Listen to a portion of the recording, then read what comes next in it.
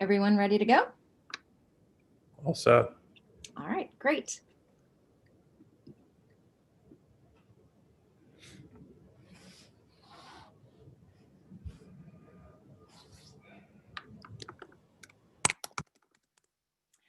Welcome, everyone. My name is Carrie Hansen, and I am the Vice President of SOCAP.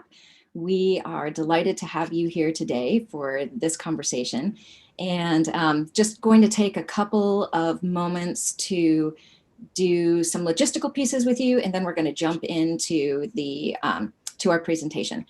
So a couple of things, we will be taking questions toward the end of the event. However, if you have questions along the way, please feel free to put those in the chat, because we can also bring those into the conversation right away. And we'd love to know who's here. So if you could also go ahead and introduce yourselves into the chat and let us know where you're coming in from. And lastly, we are recording, so just wanted everyone to know that. And I'm delighted to have Keisha Center with me. And Keisha, if you wanted to introduce yourself, and then I'm going to go ahead and do a moment of grounding before we get started with the full conversation. Hi, Carrie, and hi, SOCAP community. I'm so glad to be back with Carrie on stage. It's been at least a month since we were all gathered. Hopefully some of the audience was with us at SOCAP Virtual and Spectrum, which we did in June. So I'm Keisha Center. I'm the senior content lead for Spectrum, and I'm really excited to be here today with this dynamic group of leaders and change makers that in the conversation that we have for you all today. Carrie, you want to take us to the next? So a couple of things. We are all in, as we know, very busy, very crazy times, juggling in amazing ways. And I just wanted to take a minute or two to let us pause for a moment and be in this conversation and this time. One of the things that we do each year with SOCAP, we bring in up to 150 plus social entrepreneurs, and we do an accelerator day with them. And in the one that we did this year, I had the opportunity to hear one of the exercises, and I loved it. So to help us kind of get grounded, if you have a piece of paper nearby, write down your to-do list for today. I know, like, we're just going to take a couple of moments, but we all have a gigantic to-do list. Write your to-do list, and then, I'll be right back to you, but I'm going to do mine too.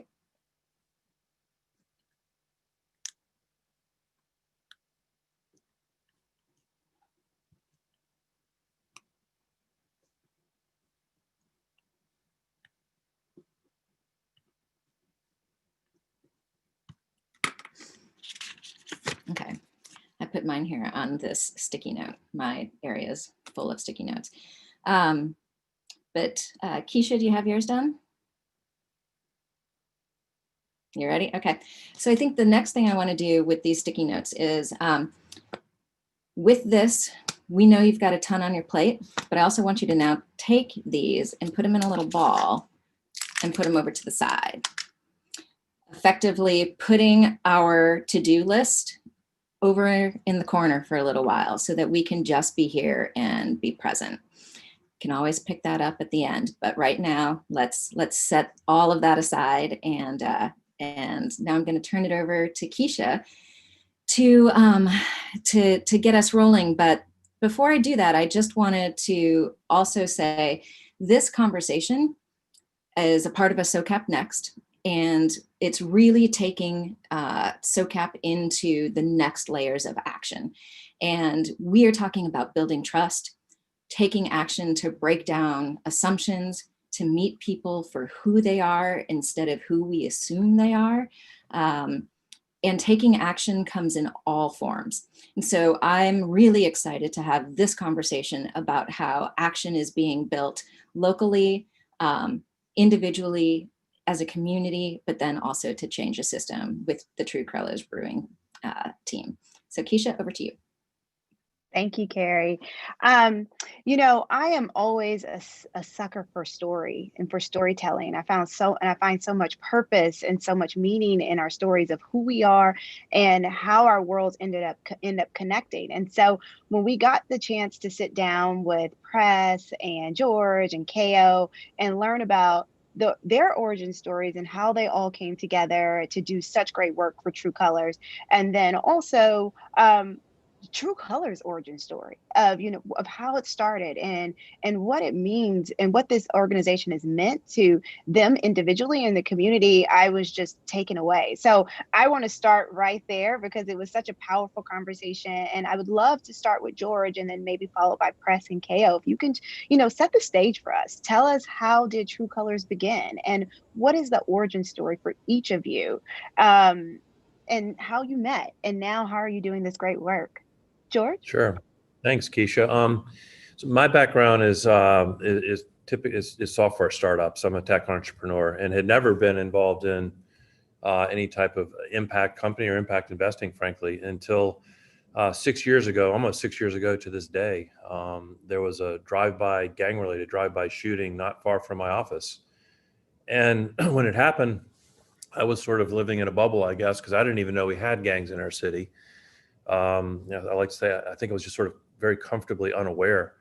But when it did, it angered me, of course. And I wanted to understand what was driving violence like that. What would cause a person to drive down the street, wave a pistol out the car and pull the trigger, right? It was completely foreign to me. And so I reached out to the district attorney in town and said, hey, I don't get it and I want to. Can you connect me with whoever you think is top gangster?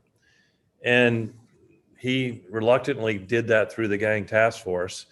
And that started what became about 3 years of me being with gangs, first in my city, then in our state, North Carolina, and then across the country. And I learned a lot. I mean, I went in with so many preconceived notions, as you might imagine, but I learned a whole lot about gangs that surprised me. And I learned a whole lot about what was causing the violence. And what I came to believe after about 3 years was that the violence was driven, it wasn't a gang thing. There's actually not a correlation in my mind between violence and gangs, but violence is driven by economic issues and societal exclusion. And so if that was true, if that's true, then we would have to have some sort of an economic solution to the problem if we were going to stop the violence. And that was sort of what drove the idea behind starting a company that then became TRU Colors. Thank you. Press, you might be on mute. Yes, I'm actually Press. My background is actually not as extensive as George's. My background is being a convicted felon, a gang member since the age of 13. It's a different business. Yeah, different business. I mean, I had a whole different business model. I was actually one of the ones starting the trouble, and part of the problem until I actually had kids. But one thing I was always firm in is finding a solution to help my brothers, and also known as my homies, because that's what gangs is built upon. And so at first, I mean, honestly, I did not want to meet with George. Like he said, the gang task force connected him with some guys, and I was one of them, man. Where I come from, if you get a call from the police or a detective, it's a wrap. You're going to jail, so just prepare. So my immediate response is like, man, let me break this down phone. Let me get out of here. Who is this white man who want to meet with me? Is he the police? Is this a setup? And it's crazy because like George had preconceived notations, I did as well. And I actually met with George with a suit and tie on. And George actually wrote me off like, man, this guy's a nobody. But the whole time I had my own preconceived notation, not just about George, but also about the white community as well. People actually caring about gangs or caring about the issues that we face. But since I've been here, something that's actually changed or actually helped. This opportunity has helped me in the past year change the mindset and change the way I also look out for my homies. I went from giving my homies a pack, which is drugs when they come home, to being able to give two of my homies a job within the past year when they came home from jail. And so just creating that standard and making a difference day by day, and also brewing good beer. Thank you, George. Oh, thank you, Press. KO. Hi, yeah. I met George in New York City. We were both living in Wilmington, North Carolina at the time. Somebody said that we could connect, but they also told George I was crazy. And so it made him want to meet me even more, right? And we just so happened to both be in New York for the Women's Venture Fund event speaking. And I reintroduced myself to him in person, and we had dinner and we had that initial conversation. And George gave me this crazy story about how he was going to start a brewery with active gang members. And if anyone hears that kind of conversation, you think that, wow, this can't be real. But it was at that moment where I realized some of my background history of growing up in the streets of Brooklyn and Troy, New York, being surrounded by gangs all my life, and some of the situations that I found myself in, becoming a felon and serving almost 5 years in prison, that those things that I harbored and held in and I thought came with shame was something that could be useful at this moment in this time for this impact business that George Taylor was going to build to combat gang violence. And George, how old? Tell us a little bit about TRU Color. How old is TRU Colors? And then also, what made you think that you can make these connections over beer in a brewery? Where did that come in? Well, so like I said, the sort of the spark for it started 6 years ago, and at the time we didn't have any. I had no idea where this was going. Certainly, no one was thinking about a business. We were just trying to find a way to solve the problem. And then, once we had made the decision to start a business, that was about 2.5 years ago. And to your point, like, how do you get to it? A lot of it's. I spent the first 3 years being with gangs, gaining understanding, but also building trust.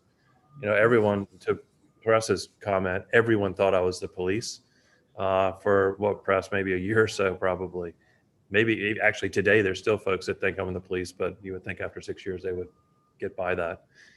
But about 2.5 years ago, we made the decision to go forward with this, and it was after quite a bit. I mean, we ran a lot of tests on whether or not, okay, could street skills really transfer into business skills? I said I spent a lot of time with the gangs. One of the things I saw in the gangs was that there's tremendous skill. I mean, gangs attract the best and brightest in the hood. If you're an entrepreneur in that community, you're going to join a gang because that's where the action is, right? If you're in Silicon Valley, you're going to join Apple. Well, in the hood, you're going to join a gang. And so I wondered, if you're really good at sales and on the street, if you sold drugs, could you sell software? So one of the first tests we ran was we hired 3 guys who were good at selling on the streets, brought them into a software company that I had started that had a good sized sales team, like 75 folks, and just put them into the program and tested. And it was remarkable. Within days, they were 3 of the most popular people in the building. And then within 3 months, which was our typical ramp back then, they were selling analytic and promotional software, right? And so that was about 2.5 years ago. And then we've spent the past couple of years figuring out, and KO leads this charge. KO is in charge of HR, which for us is culture and education and that sort of thing, and organization. And figuring out, if you're going to hire 150 active gang members, what does that look like? It's going to be a little bit different, probably, right? And then if you also at the same time want to build a business and a social mission platform that's both scalable at a national level, how would you do that? And so we spent the better part of the past 2 years doing that until last October. We felt we were ready to move forward, and we bought a building that's about 60,000 square foot building, and are building out this brewery that will launch beer in the first part of next year. One of the things I love that you were able to see, and is to be able to see that skills are transferable. Skills can be transferable, right? And then as Press started out, you're running 2 different types of business, 2 different types of industries, but the skill sets are still valuable and important. And how do you tap into that talent and be able to use it towards what you all are doing good? So you did a great segue by starting with KO. So I'm coming to you, KO. Tell us please what all of the dynamic work you're doing as it relates in building the HR culture and being able to see the skills and talent that are out there and how they're able to help in the community. And then Press, I'm going to come to you next too. I want you to tell us what you're leading also within TRU Colors and how you're tapping into the community and men and helping them with jobs too. Yeah, so what we learned early on is we have this system that we believe everything starts with the conversation. And so when George started True Colors, we thought that we could layer on tons of skills. And what we learned is that our guys didn't have the belief in themselves, in the process, and what they were doing to use those skills. So we went back and we reshaped a curriculum that starts with beliefs. You know, we spend 8 weeks in our Disrupt You department that's led by a young lady here, teaching our guys how to think differently about themselves, about the process, about their opportunity. And so we designed for the people we were serving. And when George talked about early on bringing in team members to see if their block skills can transition into the boardroom, could they translate? We applied those same techniques in shaping some of the systems that we have here, everything from our Disrupt You curriculum to our tribe system that we have that helps us keep our team engaged, helps build culture, and help us focus on the things that we care about, which is our money, housing, transportation, and relationships, those stability core items that we look at, and also getting our team members to continue to engage, to have conversations, and to shape systems together within the community. And so what we did and what we learned in HR, which I suggest any HR individual that is head of a department or leads in a company, you have to build for the people that you're serving. You have to look at their experiences. You have to look at the things that they're empathetic about. And when you take those two things and pull them together, you create a dynamic system specifically for the individuals that you're working with. And they're more inclined to respond to them because they can relate. When it's relatable, right, it becomes real. When it's not, it takes some time. It's like pulling out teeth. And so for our guys, we just shape systems for them. And we continue to do that here. And by no means do we have everything perfect, but as we continue to grow and we learn by errors, by mistake, by failing forward and failing fast, we pick up the pieces, we pivot, we're resilient, and we redesign all over again. Mm-hmm. I mean, I love that. I love build for the people you're serving. And that to me, which I've seen with True Color, is making sure that the people you're serving are also part of the build, are in the room at the table, being able to help you tap into the audience and that you want to start mobilizing and driving. So I just really appreciate that, Kale. Press, could you tell us a little bit about what you're doing and what you lead with True Colors? Yes, I'm actually the director of brewing operations. And believe it or not, I didn't start just there. When Kale talked about the belief system, I actually started off in just operations. I didn't want to have anything to do with brewing. That wasn't what I chose in the beginning, but my belief system, like as that changed during the process, it was like, hey, I could believe I could do more. I've been given an opportunity. At first I looked at it as just more stuff on my plate, but it's like, hey, no, that's something that you're capable of. And also, if you want to be better, you got to test yourself. And so, I mean, every day, 7 days a week, George will tell you, I'm in there getting to it, handling the beer. And that's all about my belief system because I found the worth in myself. So right now, I'm working on training guys, also fine-tuning our final recipe that will be in local stores than you guys. So we hope y'all go by, of course. It will be a light lager, just so you guys know, to give you guys a little bit of background. We're looking between 4.2 and 4.5% ABV. We are, to all of our people who are health conscious, we are going to have a low calorie beer. So we're shooting for under 100 calories. And like I said, that was a process actually to get there because I thought beer just came in a bottle or a can because that's all I see in the hood. So yeah, so that's actually what I'm doing also. Yeah, so that's what I'm doing now, working on fine-tuning our recipe and also building out my team for our launch in April.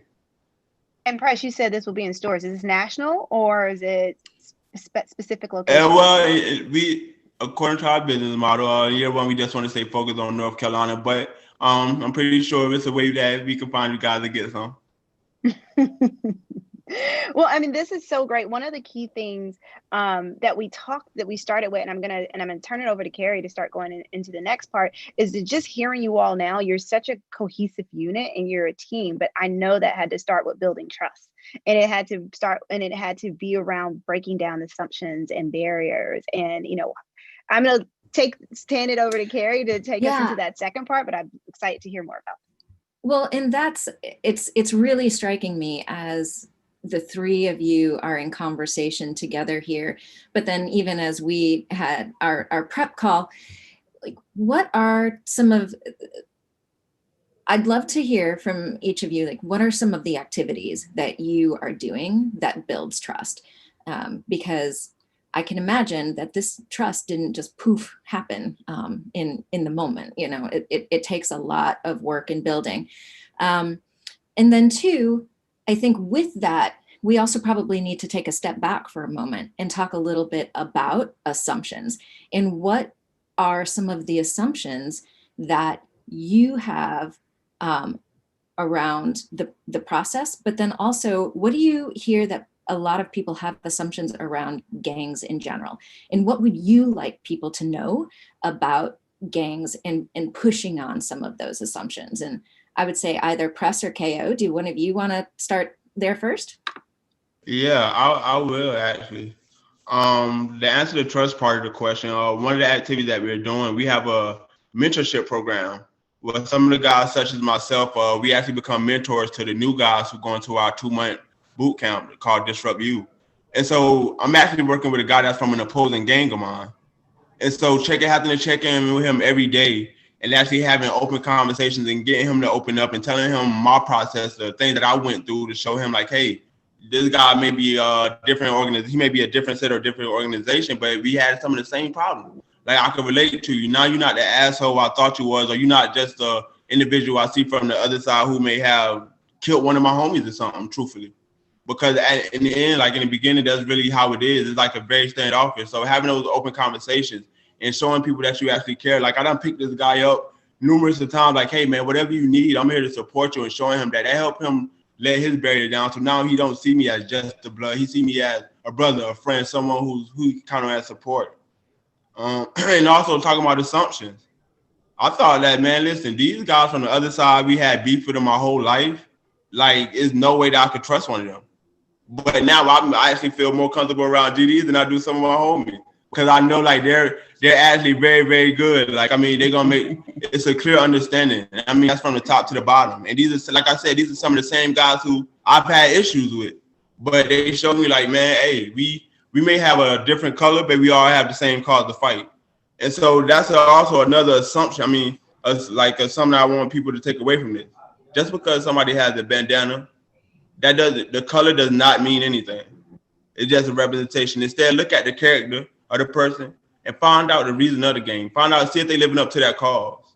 Because actually, if you actually take the time to find out, like, you will see that gangs are actually very, very good. They can be. You just gotta have people who are willing to push. That might be worth talking about, is what people think about gangs in general, versus what they really are. Press. When I first got involved, and my guess is most of the folks that are listening, gangs are equated to violence. That's what we see in the news and in the press and that sort of thing. But what I found after being with gangs is no correlation whatsoever, in my opinion.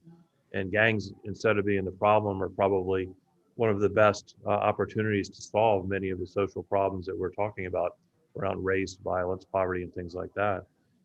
Gangs are by far the most organized and influential people in any of these urban areas we're talking about around America.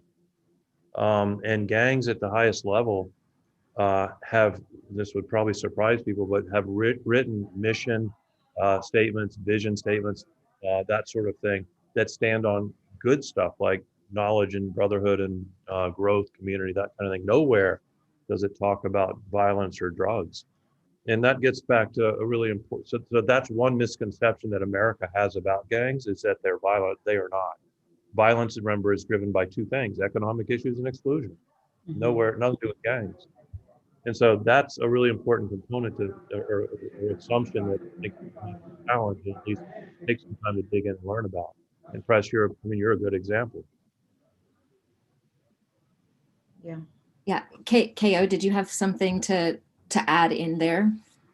Yeah, I mean, so Press mentioned our mentorship program, which is something that we have, is not just reserved for gang. We're toying with the idea of a reverse mentorship program for non-affiliated team members who come in as well, who may not understand gangs. Gang can mentor them to help them understand the culture and get them acclimated with some of the lingo that's used here on site. But I mentioned earlier True Community, and this is our tribe system where we split our team up into 2 tribes. They elect a head coach and they compete monthly based on their work performance, because everything has a metric here based on their engagement with the community and engagement with each other, their communication, and of course, based on a friendly competition outside of their norm. No basketball and football, that would be too easy, but something that's going to provide a beyond the block experience like kayaking or a Ninja Warrior course.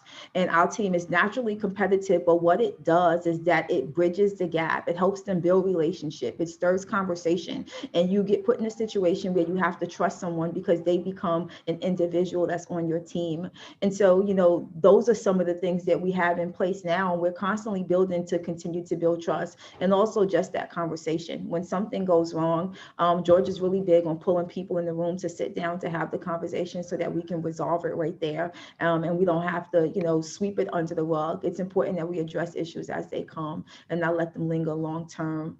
And adding on to the perception of gangs, you know, the history of gangs were created to help address some of the issues in the community that they were facing. And we look back in time and in history at some of the people that shaped them, it was because they needed to provide food or to provide some kind of service to individuals. And as it trickles down the line, like George says, some of those values aren't passed on to people that come in that are new. And so it goes back to educating and providing opportunities so that you can get to know like who you are part of, what the history is, why you were established. And so for people that are watching who may have a preconceived perception of gangs, you know, I think the best thing to understand is that what TRU Colors is doing is just trying to change the perception of what the people see back to who gangs are really were really created to be in the past. That perception back then when they were shaped to solve issues and not, you know, stereotyped as being individuals that provoke crime. Keo, that's really powerful. I think as you were speaking, a saying came to mind, and it's this idea that we all have stories and we live, and what are the stories that we each individually live within? And how do we work to change those stories individually, but then also collectively?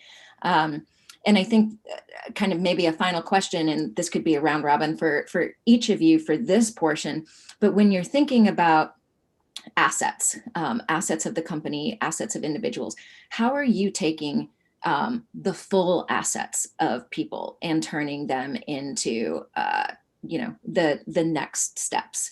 And and kind of with that, we had a question that came through that's really looking at, you know, how are you promoting some of this healthy competition, and how does that kind of work more on a day-to-day basis? Like, what does a day in the life look like? Yeah, so I'll say something that I would think George is going to jump in. So for us, the first part of that question is how do we, you know, get the full asset of the individual? It starts, of course, before you actually get in the building, we have an open house, and the open house gives us an opportunity to introduce the TRU Colors origin story to potential team members that are referred in by their affiliate team members. We get referrals sometimes from parole because some of our guys may or may not have been on parole in the past, and so we get referrals in, and we introduce them to who TRU Colors is, and then we bring them in for meetings with the department managers. And after they have that conversation, we bring them back, of course, to meet with George, and then we hire them. But after that 8-week onboarding, they go through this 8 weeks of life skills, social skills, business skills, and beer. Immediately after that, our initiation is to throw them out of a plane, right? Because gang has initiation, and since we are a gang company, you know, gang-centric culture, right? You jump out of a plane. Everyone has jumped except George, right? Press usually says that, but I'm saying that this time everyone has jumped since George, and I've jumped more than once because sometimes you have to lead by example if you want to get people out the plane. So we throw them out of a plane, and you know, it's symbolic to them, and it was symbolic to me. You know, I'm starting this new life. I'm at this company. Well, let's leave everything up in the air, and when we come down, everything is brand new. And George will kind of talk about the Guinness World Record when he jumps in.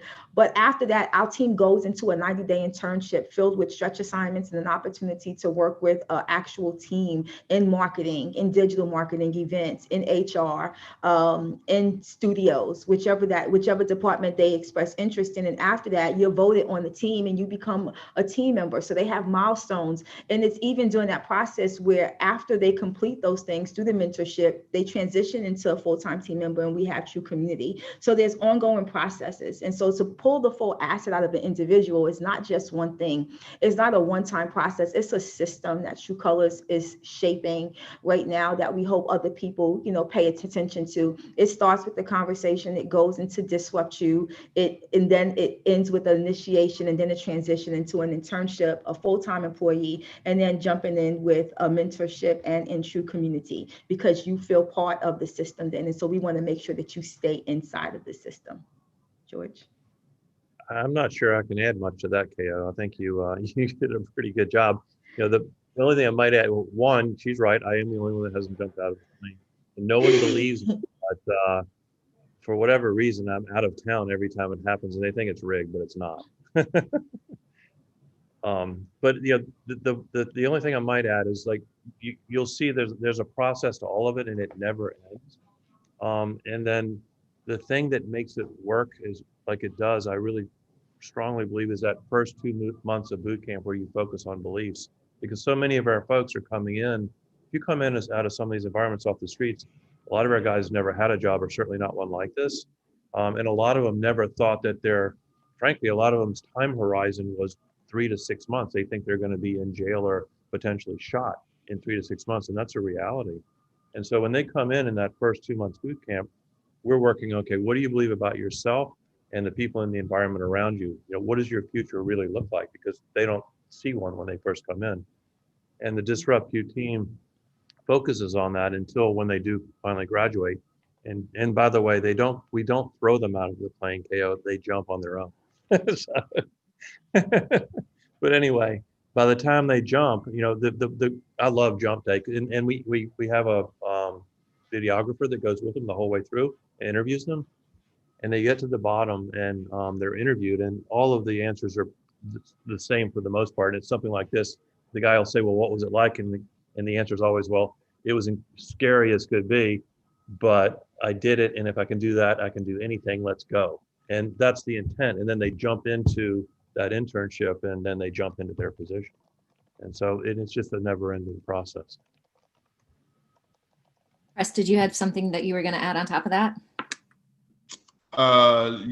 Just one small part that I think also helps push TRU Colors, because a lot of times we look at it from a business perspective, but also like the way I think we get some of our full assets out of people is also by our influence, such as gang leaders. We have to rely on that, because sometimes when the process breaks and things don't work, we have to rely on that influence, because that's also helps us bring people into TRU Colors actually in our recruiting process.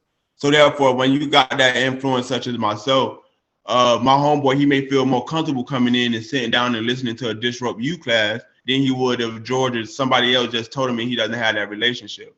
And also when guys get out of line, sometimes, hey, you got to step it up. And also you make it a competition within and outside of there. I tell my guys all the time, I'm not bringing you in TRU Colors if you ain't ready, because you're going to have to work. And also not just that, you got to do the work that you ask people to do. One thing I can say about George and KO, I've seen them bust their ass like a 9-to-5 employee, like on a store manager. And it's like, hey, that's something that you see, and that's something that pushes you as somebody who works for them as a team member, because it's like, yo, when I see you could do it as well, you're not just trying to be a boss and a manager. That actually motivates me. That actually boosts my belief system. No, thank you. I want to move into creating change. And I just think that this is just, there's so many levels. Just listening to this, one of the things we always talk about at Spectrum and SOCAP is system-wide change. And how do we do that? And just listening to what KO outlined for us on the structure and the process and the strategy. I mean, I can think of a million companies and organizations that need that type of initiation and influence and trust to be able to really execute in what you all do. And so, I'd love to hear more on like, what is TRU Colors seeking to change? I mean, we heard from Press individually, you've changed his perspective on beer, but you're changing individuals, you're changing culture, you're changing systems. Can you talk to us even more, gun violence or trauma? Like, what is it really that at the heart TRU Colors is seeking to change? So TRU Colors was started for one reason, and that was, if we wanted to stop street violence tomorrow, what would you do? Like, what's the answer? Not in 5 years or 10 years, but if we wanted to stop gang-related or street-related shootings tomorrow, what would you do?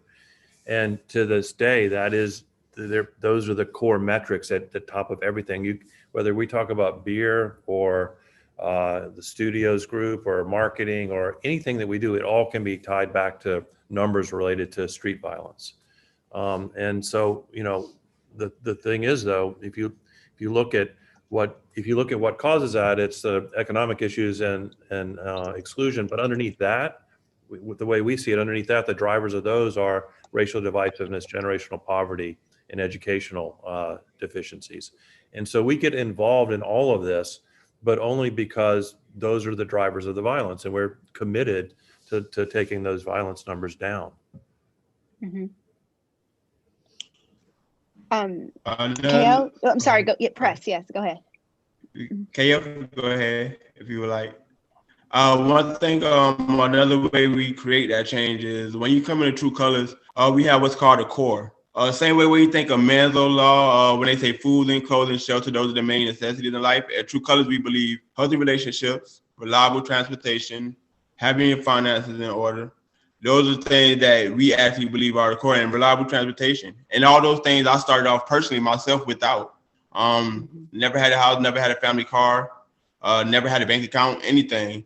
But that creates change when you actually when people that you see every single day in the hood, they can see you sticking to this process and they say, hey, you actually got a house, you got a nice car, and you didn't have to sell no drugs to do it. Well, maybe I should start doing things a little bit different. Or you actually got money in the bank, you can take your kids on a vacation, things I dreamed of. That don't just change people in TRU Colors, that helps also change communities as a whole. When they see us grow, it gives people hope. So that's, I believe, one way we create change as well. Kay, I'm sorry if I didn't hear you earlier coming in. Please. Oh no, I wasn't coming in actually, but I pushed you out. Yeah, you pushed me out. So I think George is, I'm just cattybacking on what George said. Like, we're looking to, we want to stop violence. We're trying to change perspectives of people out here. But look, TRU Colors can set the example, because if rival gangs can get together, people from different races and cultures and socioeconomic backgrounds can also get together. Unity is possible for all of us. And even though our focus is in one area, the example can be in multiple areas for people that are watching.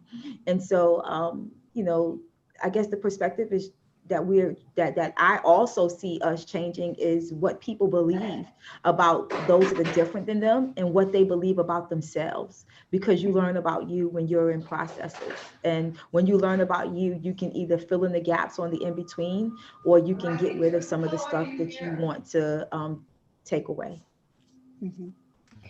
There's a through line for me, and I think that I don't know if any other people have heard it, but every time I talk to you all, I hear it. It's really around humanity and the things that we want. At the end of the day, and I don't know who said it. It was one of you, of just economic stability, to be able to have a job, be paid, contribute in society, go and feed your families and enjoy life. And that's one of the things that I've heard so much around just the humanity of it all, that I think is a change that I think that also comes out of this, whether it's self and also external perceptions and that people see. And I don't know, does that sound like something that you all talk about in the walls that you talk when you're meeting? But I hear that as an external person, continue to have these dynamic conversations with you all.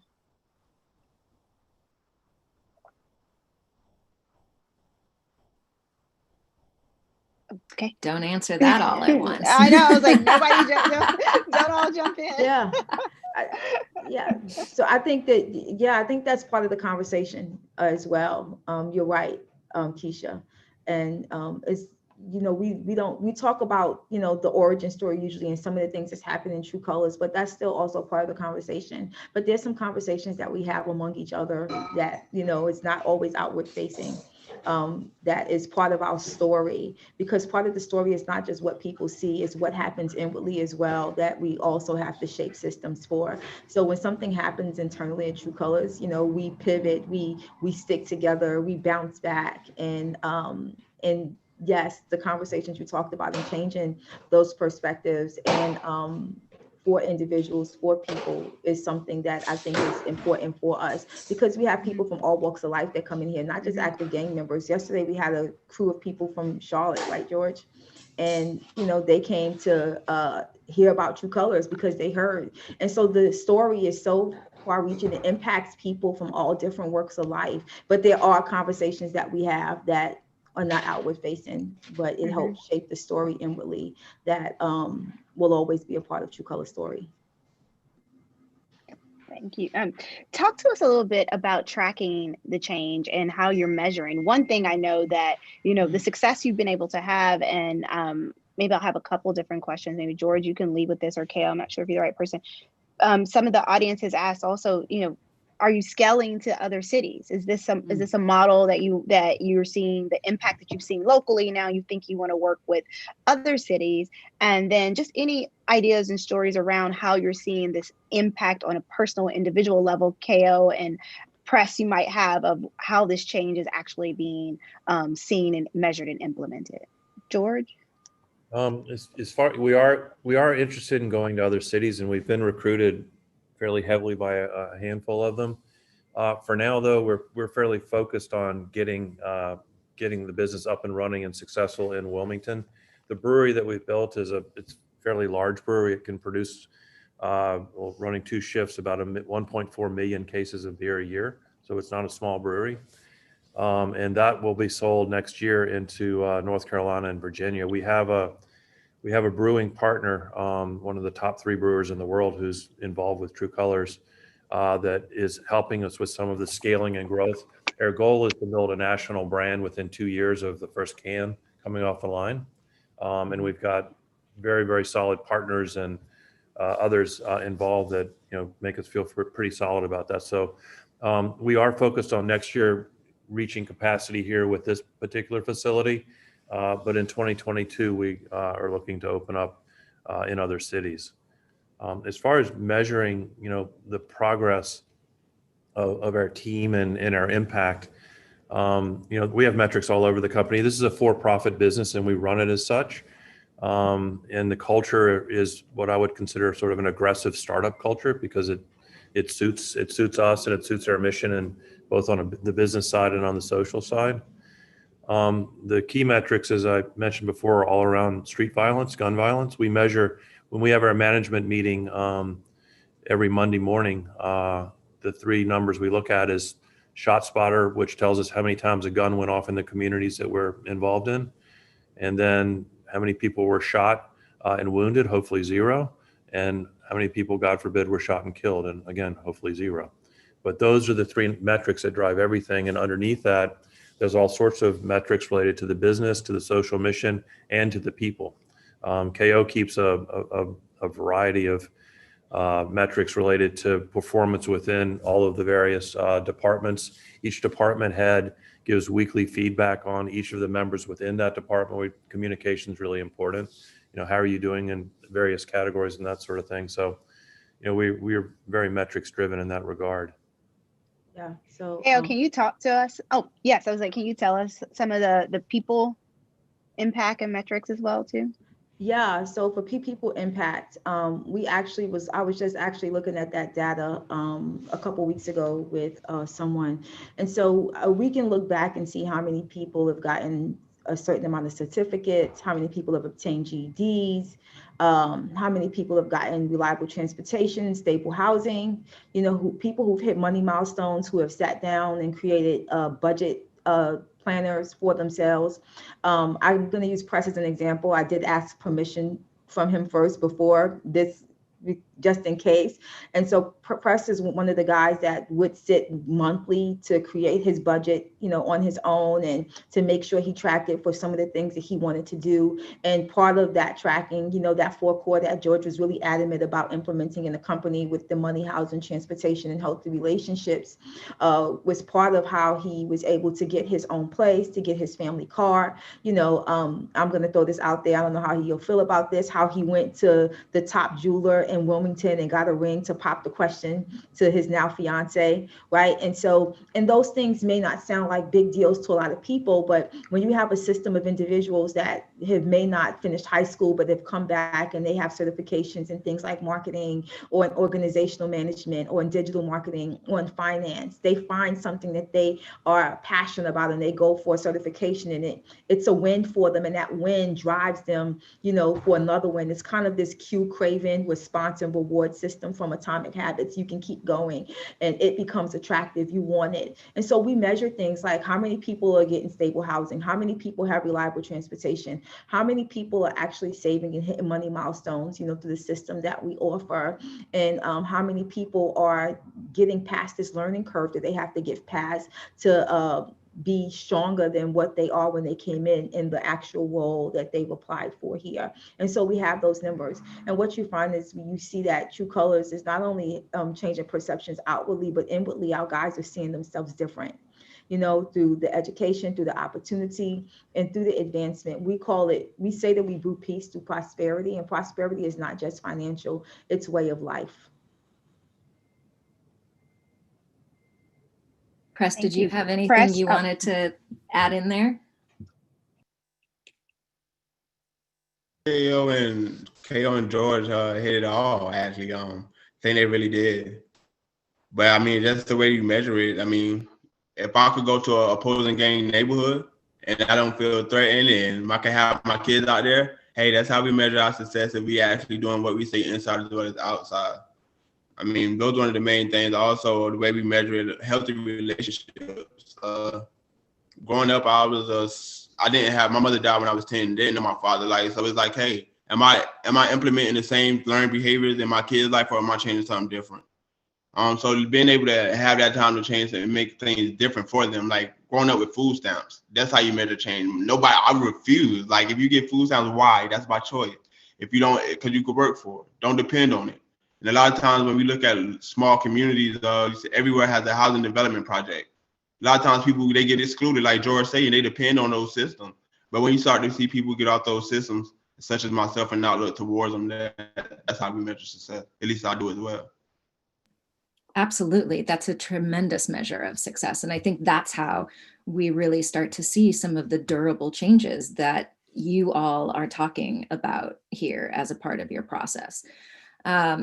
There are a lot of questions here in the chat, and I want to bring us, I want to lift up a few of them because I think that many people are very interested in hearing more about the business model and how exactly, not just how the business is measuring, but how are you looking at either, George, you were just talking about not growing into other locations, but how are you looking at the scale of the business overall? And maybe what are some of the next steps that all of you are looking at if it's not moving into other communities right now?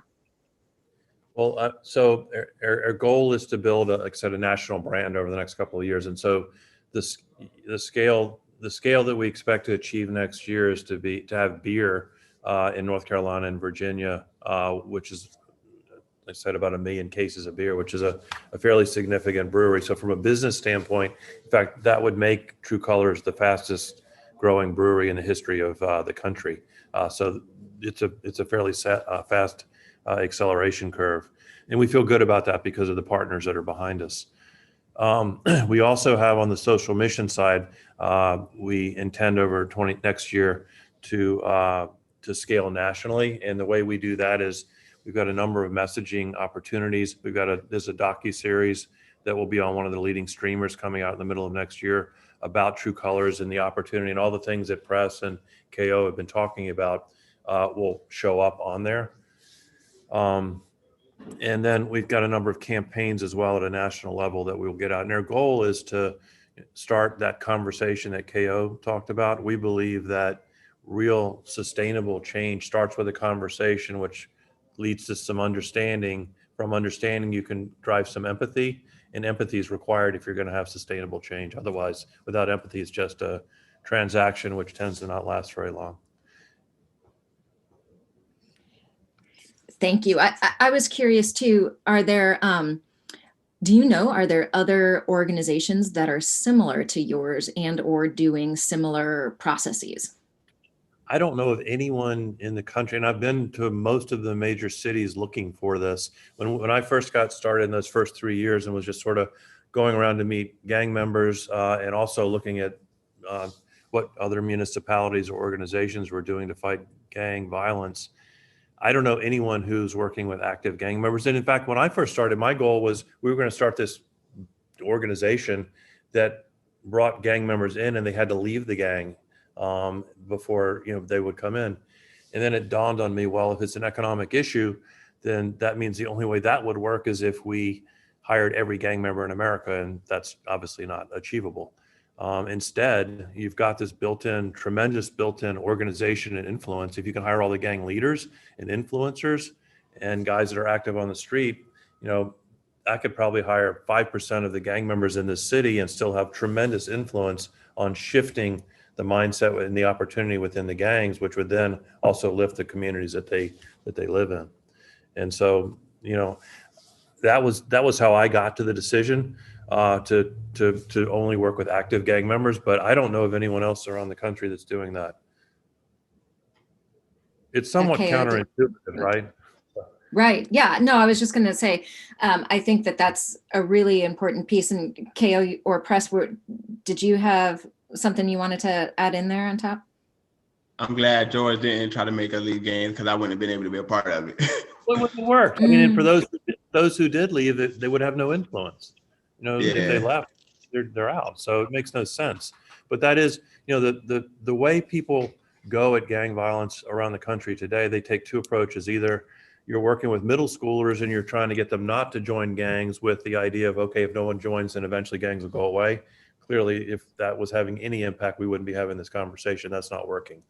Mm-hmm. The other approach is, and there's some really great examples of this. There's a group out in LA called Homeboy that Greg Boyle runs that's outstanding. But he has a whole different goal. What Greg does is he takes gang members that have been incarcerated for 10 years or so, coming out, and they're generally 40 years older or older. And his goal is he's fighting recidivism. And so he's trying to give them reentry skills and get them positioned so that they can come back into the community and be productive. That's a much different goal than fighting violence. Again, remember the question that we asked at TRU Colors is, if we want to stop violence today, what do you have to do? Well, you got to go talk to the folks that are either in or around the guns. Yeah, and to just add on to what George said, Homeboy Industries is like you said, it's a great organization. It's a beacon of hope in the area it's in. And I remember hearing Father Boylan speak, and he said that we imagine a world without prisons, and then we try to create that world. TRU Colors imagines a world without gun violence, and we try to create that world. And so it's two really different things. And like George said, the influence that our guys have, on their peers, on their team members, is how TRU Colors will be successful, not just, tomorrow, but in the long-term future. If you can push down positive peer pressure and you set the example, it changes someone because they believe you, because of the relationship, the connection, and the influence that you have over them. I mean, KO, that's really that gets back to this idea that, if we really want to make change, so all of this stuff's driven by, poverty and educational issues, racial divisive, all this sort of stuff, right? And so if you really want to impact the people that it is affecting, which are the folks that are living in these housing projects and things like that, what better organization to team up with than the gangs, right? Mm-hmm. They have the most influence, the most organization, the biggest, the best and brightest are all there.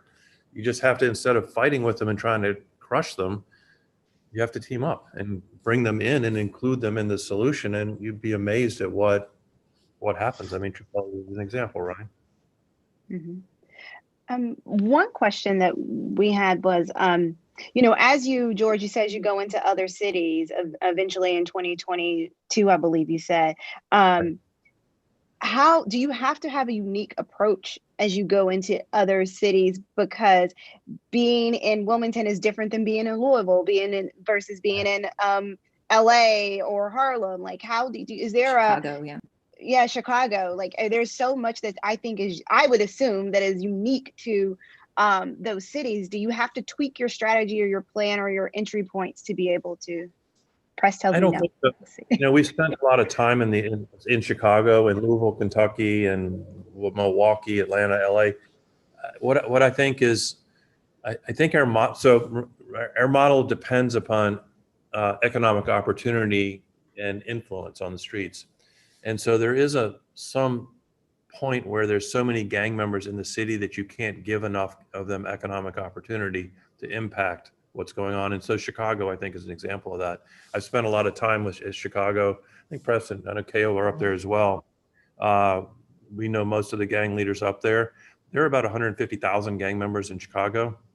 Most people, I think, would agree that if you can get 5 to 10%, 5% even of the gang members involved in what you're doing, especially if they're the right ones, you can have a significant impact on violence.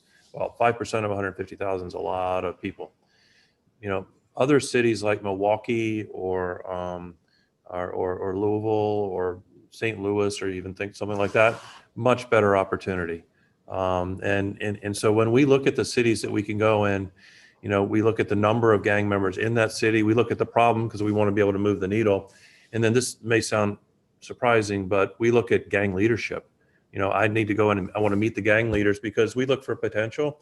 Some cities are out there have very fragmented leadership that it's very challenging to really do something like we're doing at TRU Colors. Most of them are similar though to Wilmington, but we look for the quality of the gang leadership and who's really ready to jump in and move the needle on this.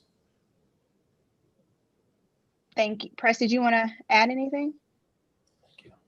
No, ma'am. Okay, Carrie? Well, I was curious if we could, from listening to some of this, we're getting tons and tons of questions around business model. How might you create a playbook that unrelated businesses could use for similar efforts? And I'd be really curious about that one. And then I think maybe as we start to wrap up here, talking about learnings, like what are some of the insights and the learnings that you all are seeing as you are reflecting on the business and kind of with these unrelated efforts and businesses, like what people can port out to some of the work that they're doing that might not be related to gangs or gang violence at all? Gary, I think the business model very, very much is being built. We're building a blueprint that we hope others will take and start other organizations similar to ours. I think the key to it, from what I can tell, is there are a lot of the reason that TRU Colors works is, one, because we have active gang members who have influence, so that allows us to scale and leverage those relationships. So I don't have to hire everyone. Two, we pay. In the very beginning, and so as a for-profit business, I can pay whatever salary I want, as long as it's up to us, right? We're not confined. And so, we look back to the very first time when we brought the gang leaders in on day one, when I put the word out in Wilmington, hey, if you lead a gang, I want to hire you. I paid $50,000 salary to everybody right out the gate before I even met them. That was enough money to bring them to the table. And that's what we say it all the time. And even the new guys, is much understanding as there is on the street of what TRU Colors is about. When we bring in a new class, I assume they're there for the paycheck. When you come in and you go through that 2-month boot camp, which you're not doing anything but being trained, then we pay you $30,000. If you graduate after 30 days, we pay you $35,000. If you make it through that internship that KO mentioned, you're going to make whatever the job pays. But you come in for the money, and then sometime as you transition, you buy into the vision and the mission and what's in the bigger picture. But you have to have the money to get them to the table, because it's transactional in the beginning and then it becomes relational and the vision down the road. And that's difficult for a nonprofit to do, I think. I know money brought me in the beginning. Yeah. Hey, brings That's everybody in. that's honest. Because I mean, $8 an hour, that's like minimum wage where most people expect you to work. I mean, the regular guy from my area, they like, why would I do that if I could go sell a bag of weed for $10? I'm gonna get the same amount and ain't gotta do less work. So you gotta weigh out the pros and cons. So by George doing that, like, you gonna pay me a salary without no educational background? Yeah, I'm gonna be here for the money until you show me otherwise. And he did. Like, so what he's saying is absolutely true. Like, I was there for the money in the beginning, and I bought into the mission. And Press, do you have any other kind of thinking about some of the pieces that you've learned and just something that you would want other people to know more about the process? Anything else you would add there? No, not right now. If it's on my mind, I'll tell you, but I mean, no, at the moment. Yeah, no, we can circle back to you if something pops up. KO, how about you? The sun is coming in, I guess it's, sorry. You look like you're glowing. Good. Yeah. Yeah, so just in general about the process, I know one of the questions you had was there something that other people can use in the business that's, that doesn't necessarily hire active gang members. I think that, there's values to valuing your culture and understanding your people, right? TRU Colors, the TRU is truth, responsibility, and unity. And so, it's who we are. We're truthful to who we are, where we are, responsible for what our actions, what we say we're going to do. And, we understand that we have to be united. And so it's being able to look from a perspective, not just in value of things, the ROI is important, but that social return on investment when it comes to your people, where mission and money can coexist, where purpose and profit can both align. And so if you are an organization and you're looking to shape a model that is strategic and impactful, I would start it creating something for the people that you have, and looking at how it constantly aligns with the company's mission and how it can be successful. We don't sacrifice one for the other. We understand that we have to brew beer to help sustain our social mission, but we also understand that our social mission has to be sustained for us to sell beer. The business also, I mean, you talk about bringing equity. All of the team players that or team members at TRU Colors have stock options, just like in a software company we might start, right? And there will be an exit down the road, and that's a little bit complicated topic we don't have time for now, but there will. And everyone will walk away with enough money to do something very, very meaningful. And so that's you talk about how do you really. There's so many areas when you have a for-profit business attacking a social issue like this. There's just so many different areas that you can move the needle on. Whether it's right away with what is going on, like Press talking about his background and how he's moved into a different position in his life, or the generational wealth that we can begin to build in some of these folks. There's just so many different things you can do. And as a nonprofit, you don't have that sort of flexibility. Yeah. Mm-hmm. This is just so dynamic, and I every time I talk to you all, I hope this is not the last. This is so fantastic. I'm over here KO for president, and I'm not trying to get rid of you, George. I'm not saying I'm not getting rid of you. It's so good. She can have that one. I don't want that one. I want the job. Y'all are truly ambassadors of the work and of the mission and of the business. And it is just everything you say, from what Press is saying to George. I mean, it is absolutely, they are gems. And I think they are also true North Stars that you all embody and you live through. And it's just, and that's one of the key reasons we started with the story, because I believe, I think everyone has a story on how they get to where they are and how we're on this journey together. And I know you all are a business, but outside looking in, you're truly a family. from what I see. And I just really, truly appreciate this. I love to see what's happening. I want to taste the beer. I want us to all be able to be part of this, to see what Press is out there making and cooking up for us. I want to be able to have some of this, but I also love, and I hope there's so many people in the chat that have said, are you using this? How is this model can be something that's not unrelated to exactly what you're working on? Because I do believe that the vision and the mission that you all have laid forward are transferable, just like the skills you started out telling us with George. This is to me, how do you make a business work? And what KO said earlier, how do you really invest in your people that you're working with? And how you build for the people that you're serving. I've taken all your nuggets and now I'm going to incorporate them in everything that I do. But I just truly think that this is dynamic and the conversation has been dynamic. And I know this is just the journey. The first conversation that we have, as you all said, it starts with a conversation. I believe this is the first conversation that we will have, and we'll see so much more that comes out of TRU Colors, hopefully around the country, throughout North Carolina, and be it on streamings, and hopefully, George, you can hire me to be part of your, ambassador too, streaming and seeing people everywhere too. But just final thoughts. If there's a really quick, maybe roundtable final thoughts, maybe KO will start with you, if that's okay, just to wrap up the conversation that you want to leave with the audience for us. Yeah. Can I add one thing in there, KO, as you go? Can I add that if you have an action that you would like people to do, to add, to each of you add that in as you wrap up?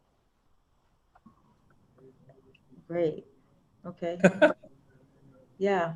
So, we're talking about a sustainable business, right?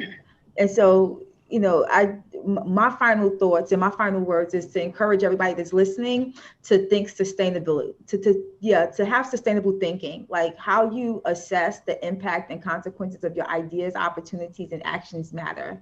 And it shows in TRU Colors. If I had any call to action for you today, it would be focus on your people, focus on the present. Be so solution driven when you're shaping platforms, make sure they address problems, and follow TRU Colors at TRU Colors Brew on Instagram, Facebook, and Twitter. And have a conversation with someone that doesn't look like you, it's not from the same area, may have a different belief system. Challenge yourself to step out of your comfort zone and to get to know somebody that looks different, talks different, and that is different. And what you'll find is that there may be something there. There's more things that you have in common than you have that divide you.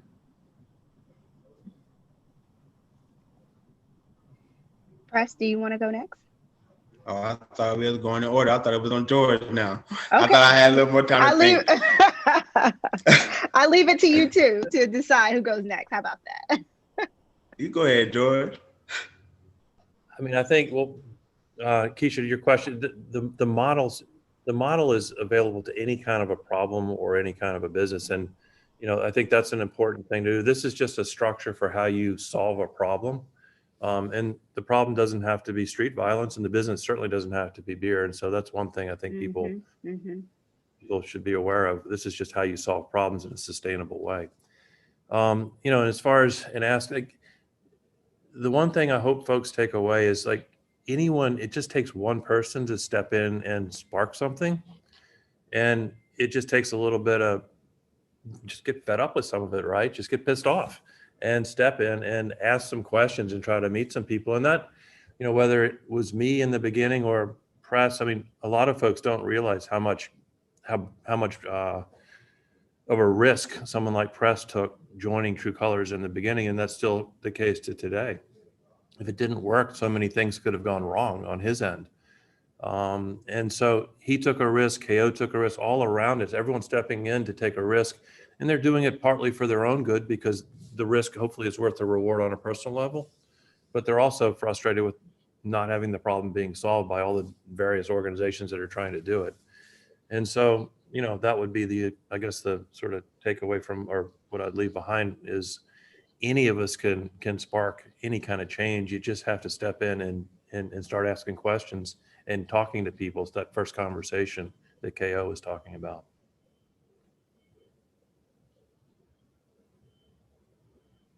one thing in my closing remarks is for the ones who may not be in a situation to go hire everybody to make a difference or change somebody's life, get in my house or something. It don't always take money to make a difference. Sometimes letting somebody know you care and actually sitting down and listening and hearing them out and letting them feel like a person, that actually can change a whole lot more than money can. Because actually that makes you feel more than you're worth actually. And once you feel like you have value, then your money value will always increase because you'll be worth so much more. You'll see yourself as more.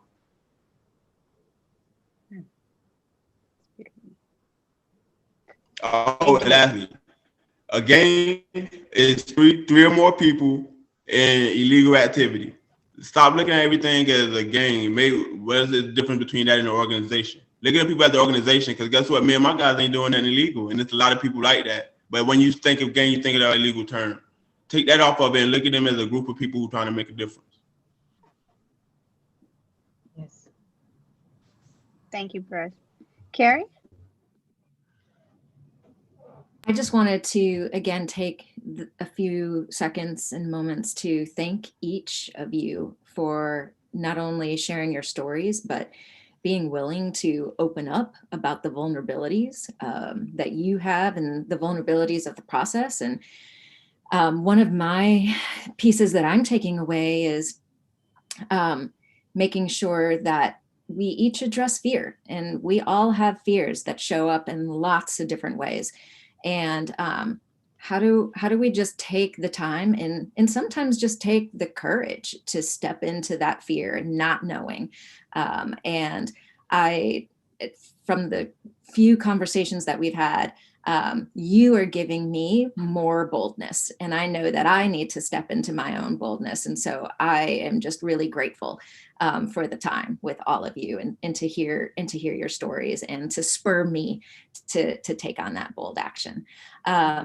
And then I also just wanted to say thank you to Keisha for joining as well. And if people want to continue to engage with TRU Colors and in you as individuals, how can they do that? And then lastly, that this is an installment of SOCAP Next, and we'll make sure that this gets up on our website, and you can share this more broadly with others, because I just think this is such an important conversation to have. And we will continue to have more of these kinds of conversations throughout the year. So please make sure to join us. But before we close, how can folks continue to connect with each of you? And then we'll close it up from there. If you go to our website, trucolors.co, no M on the end, trucolors.co, you can sign up for newsletters, updates. Our Facebook page is super active, so is their Instagram. And if you wanted to contact any of us, hit us up on LinkedIn. Should be easy to find. Feel free to do so. Excellent. Thank you. I think each of you have a great rest of your days over there. And Keisha, anything else? No, we've said it all. Thank you. It's such a pleasure. I appreciate it. Now we're all connected, and I'm just so proud of all the work that you all are doing, and honored to be a part of this conversation. So thank you. Thank you for having us. Take care. Be well. Be well. Bye.